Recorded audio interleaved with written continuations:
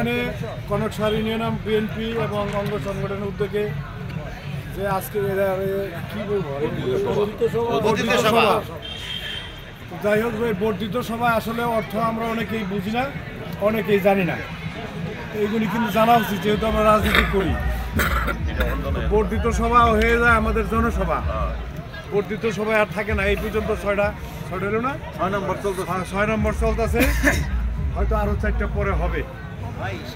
তো এই পর্যন্ত 6টা হয়েছে, কিন্তু এটা সবগুলাই জনসভায় রূপান্তরিত হয়েছে। তো আজকে আগামীকাল আমি আশা করি আপনাদের সহযোগিতা আমরা পাবো।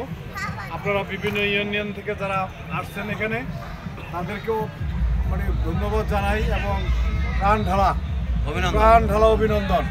কারণ আমাদের এখানে অত্যন্ত মানে প্রপার কি বলা যায় এটা নাকি প্রপার ইউনিয়নে বলা যায়।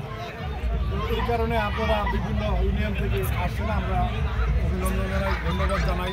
এই এত শীতের রাত্রে আপনারা এখানে আসছেন। আগামীকাল আমাদের সভা বর্ধিত সভা, সেখানে আপনারা স্বতঃস্ফূর্তভাবে সব লোকজন নিয়ে আপনারা আসবেন এই কামনা করি। এবং এত রাত্রে আপনারা এখানে বসে আছেন, এই জন্য আপনাদেরকে ধন্যবাদ জানাই।